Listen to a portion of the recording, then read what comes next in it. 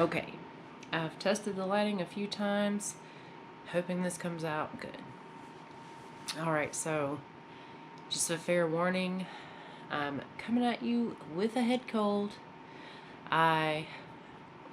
It's the biggest reason why my last video, uh, well, I wasn't sick when I did the Everlywell test. I did that footage, and then the next day I was going to give information about the Everlywell test and the things that the test tests for, and just some more information about where I was going with my health plan. But then I got this cold, and I started October 1st. If you follow me on social media, you see where oh, let me turn the fan off. Sorry, I'm sure that was annoying. Starting October 1st, I intended on, I have been eating a whole foods diet, and just because I wanted to test my levels of, I wanted to take the Everlywell test, eat nothing but whole foods, minimally processed foods, cut out artificial sweeteners, and take another test, and then see how 30 days of whole foods impacts the markers that were on the test. So, I took the Everlywell heart health test. So you can get these tests at Target. They're the exact same price as the Everlywell website. So if you're interested, that's where you can get them. I'm not affiliated in any way. I just think it's a cool idea. So we'll just get into what the Everlywell test tested.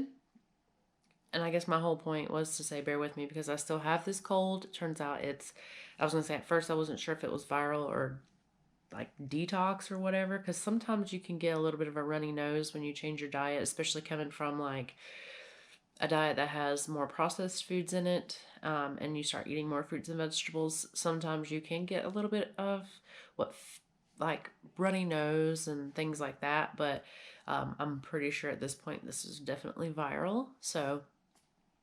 But I'm really excited to talk about this information, so I wanted to go ahead and make a video. And because it has been so many weeks, but like I explained in my last video, I started a new job and had to get on a regular schedule. So here we are. So the Everlywell test, the one I took, like I said, was heart health test. It tests, I have notes to keep me on track, because I have a lot to say. It tested total cholesterol, HDL, which is high density lipoproteins.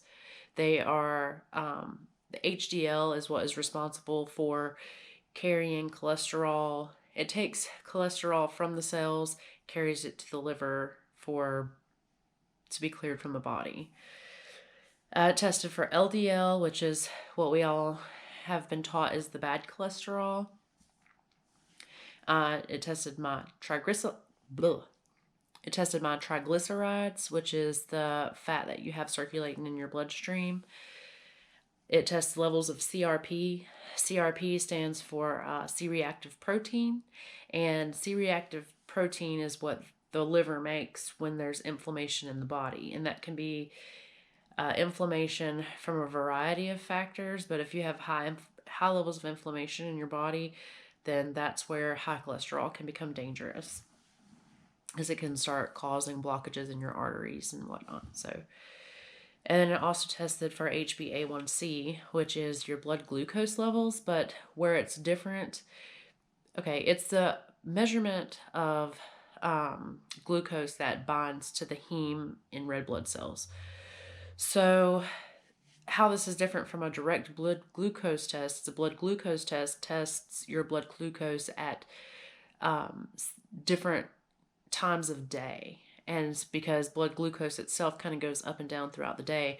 But what a HbA1c test does is it tests where your blood glucose has been over the duration of a 2 to 3 month time period. So that's the difference between a blood glucose test and a HbA1c test. All right, so um, there's several more that I want to try, but this is where I started, so that's what we're going to go with. Well, okay, so you saw where I did the actual test. That was on Monday this past week, October 1st. I had my results back by Friday, which, what's today? Today's the 6th, so I had it back by the 4th. I thought that was really quick. So I'm really happy with that. But let me get real quick into the reasoning why I wanted to do the heart health test is because historically, I think ever since I was like 28 years old, every time I've gotten blood drawn, I've had high cholesterol, like a high total cholesterol. But it's always been because I've had a high HDL cholesterol, which is, like I said, the good cholesterol that carries cholesterol from the cells to the liver to be carried out of the body. So I was like, hey, I'd like to see where my levels are. And then I kind of wanted to make a game out of it to kind of alter the levels. So, or to show how diet alone, how you can control these levels through diet alone. So, I'm going to share my results with you. So, my total cholesterol came back at 234, considered borderline. So, but the last time I got my cholesterol tested, it was 268 total cholesterol. So, but it's really, cholesterol is really a controversial topic, especially now because you have a lot of people saying that total cholesterol is not the problem. It becomes a problem when there's high inflammation in the body, and several other factors too. Just total cholesterol alone is not an indicator of poor health. So there you have that. But my cholesterol is down. There are some concerning factors though that I have here with my numbers, which shows me that I really do need to make this change. And it's not so much that it's a change for me, it's just since my show, I kind of going through a prep got me really food focused, and instead of coming out of that prep and continuing my good habits, I actually embraced some not so great habits. So those are just habits that I want to get out of because that's not really me, and my philosophy concerning health is always food first. So I feel like if I want to improve my health, then I need to improve what I'm putting in my body. So that's the whole reason behind wanting to go back to that style of eating. And like I said, some of these numbers tell me that that's exactly what I needed to do. All right, so my direct LDL, that's what was tested. It came back 139, which is concerning because I don't remember, I don't have access to my last blood test that I had when I went to the doctor a few years ago. And they're in a filing cabinet in storage, so I don't have that right now.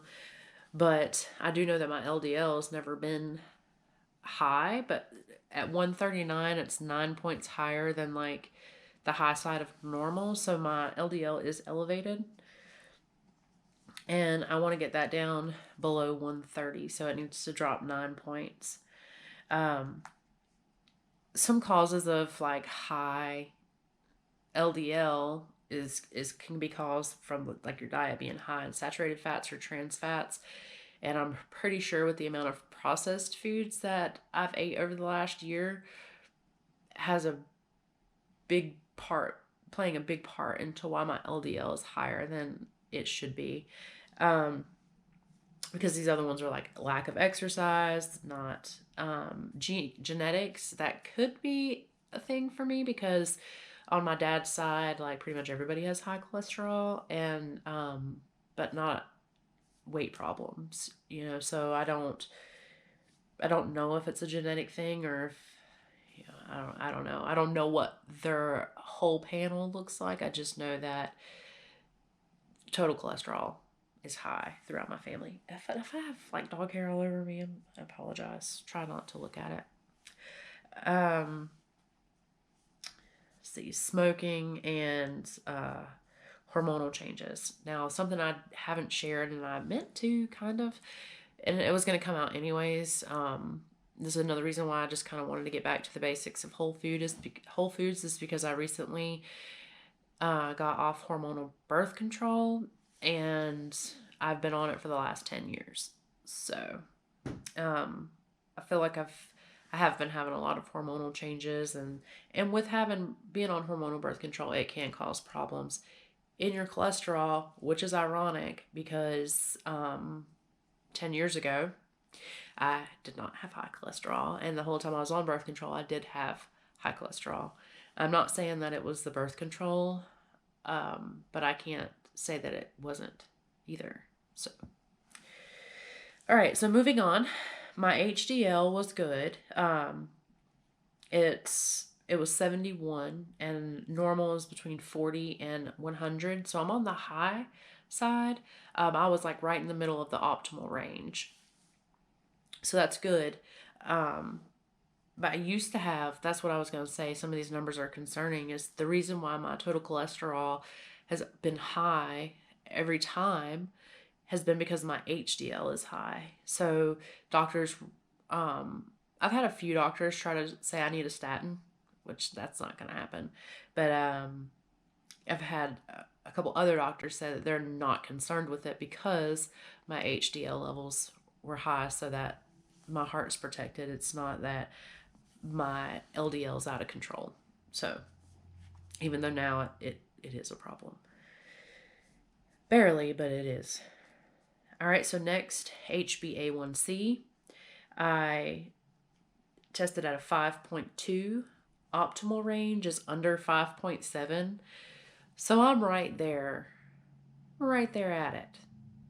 Now, I want to be lower.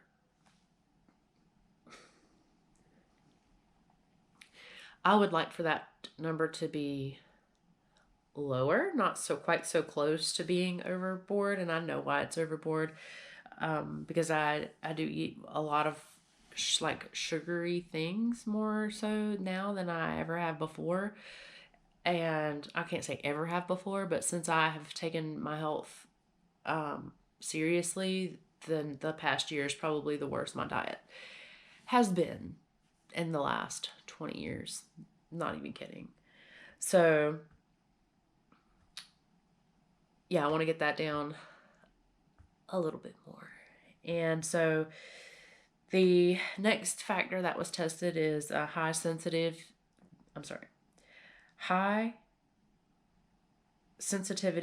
CRP. And what CRP is, it's C-reactive protein, as I said earlier. I was very happy about this because I tested at a 0.32. 0.32, and anything below a 3 is normal. So I'm not even at a 1. So inflammation in my body is very low levels. Very happy about that. I was actually really concerned about that one because I was like, oh, what if I have high inflammation in my body? I don't know. It's never been tested before. But the high sensitivity just means it's sensitive enough to pick up on low levels of inflammation.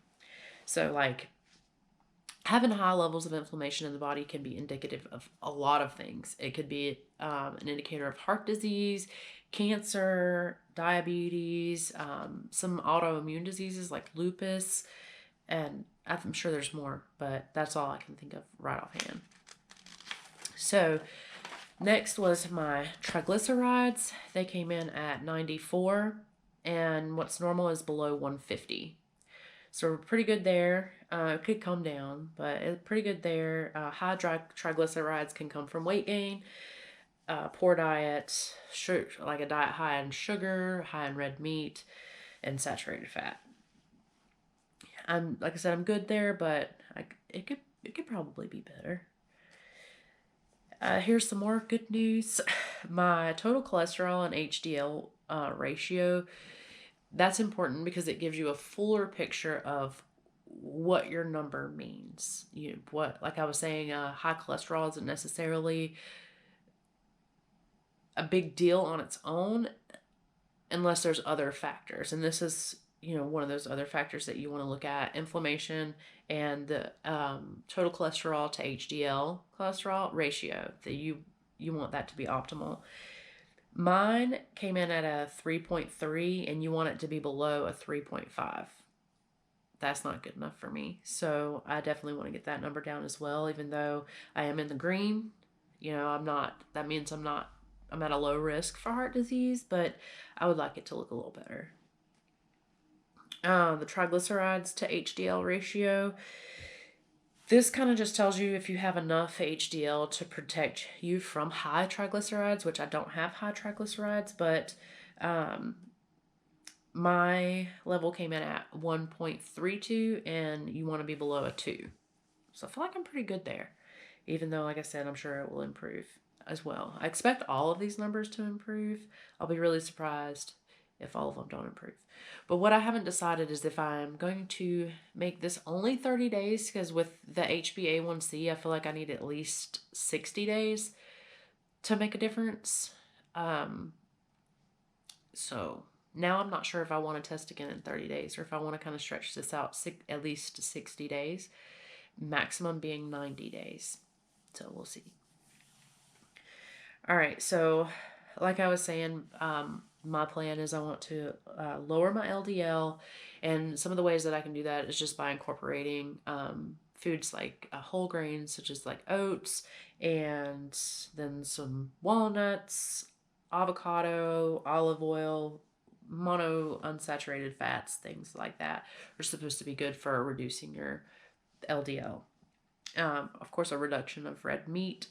I don't feel like I eat a whole lot of red meat, but like I said, I've eaten more red meat this year than I probably have the last 20 years of my life. Not for, okay, that's extreme, but not outside the realm of possibilities. All right, another thing I want to try to do is limiting processed foods. And what I mean by that is it's not like, oh my God, anything that comes in a bottle or wrapper is off limits. That would be false, because that's not realistic for me and my lifestyle, and I don't think it's necessary. So for me, I am limiting processed foods, trying to keep any processed foods that I eat with like 5 ingredients or less, generally a good rule of thumb. And I am actually incorporating some pumpernickel bread, which has more than 5 ingredients in it. But the thing with pumpernickel bread is it is made from rye, and it does have a lot of health benefits, especially when it comes to lowering LDL.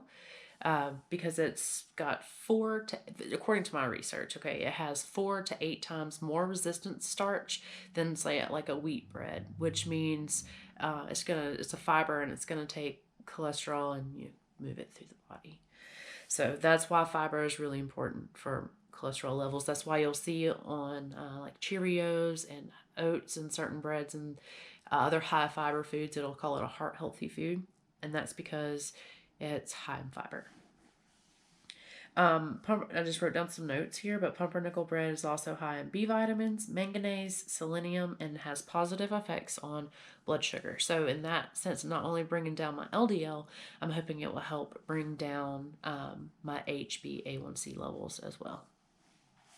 All right, so like I said, bringing down that takes me to my next point, the HbA1c levels. The way I'm trying to bring that number down is I'm going to reduce the amount of refined sugars in my diet, and as well as artificial sweeteners.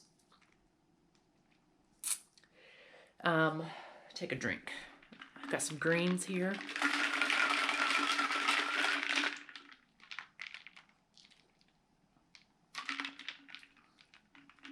This would be processed and a lot more than 5 ingredients. It's got a lot of stuff in it. But I like it. It tastes good, so.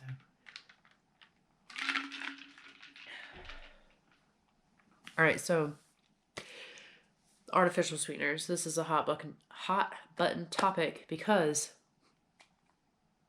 yes, Artificial sweeteners have been proven to be safe for consumption. They do not cause weight gain. They do not cause cancer, things of that nature, but artificial sweeteners do have some effect on insulin sensitivity. And when you become like insulin resistant, that's where your blood sugar levels can rise. So I believe it will have an impact on helping me reduce my HbA1c levels. Also, artificial sweeteners, new research is showing that some of them do have a negative effect on the gut microbiome. Which takes me to my next point. I want to really work on my gut health, and I feel like working on my gut health will help me improve my cholesterol levels, just because I have done some research, and gut health is relatively a new topic. It's a trending topic. More people are talking about it than ever before. And so there's a lot of research out on it right now. So I'll drop any studies that I took this information from down below in the description. All of the other information is just kind of like knowledge that I have on these certain topics. But these particular ones that I'm about to read to you, I did do some research, and I'll put the studies down in the description if you want to go read them yourself. They're really easy because it's mostly just abstracts and then a summary. So this is American Chemical Company. They did a study. It was on August 26th of this year, and it was showing that basically mice with better gut health were able to regulate their cholesterol better than the way they did the study. Was like there was 3 groups of mice. One was fed a low-fat diet, one group was fed a Western diet, and then the third group was fed a Western diet, but peptides were administered into the mouse's gut. Mice that were administered the peptides, they showed suppressed levels of inflammation and rebalanced their cholesterol levels. They rebalanced their levels of disease-relevant metabolites. Okay, so the mice that were given the peptides were able to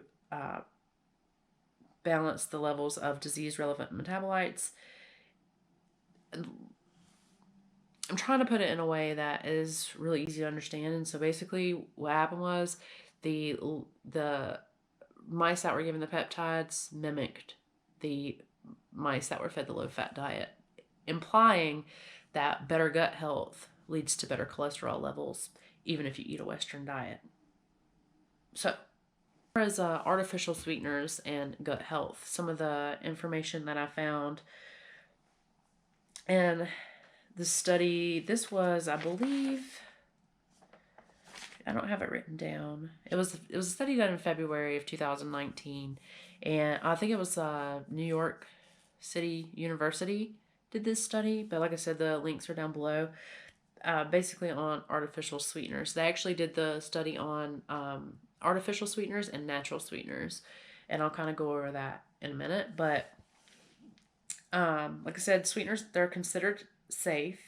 However, they have effects on glucose intolerance, as I mentioned before, and they activate the sweet receptors, which is another big reason why I kind of want to really chill on the artificial sweeteners, is because I want to be able to retrain my brain on what a sufficient amount of sweetness is supposed to be, because I feel like I have a skewed perception of it because of all of the like bodybuilding foods I've been eating, like the protein bars and the protein powders and supplements and things of that nature. They're really freaking sweet, and when you're consuming that all the time, things like an apple, blueberries, strawberries, bananas, things like that are supposed to be really sweet no longer taste sweet to you, and I want to get away from that. And just the week that I've not been consuming a ton of artificial sweeteners, I can really taste the difference even with the cold. So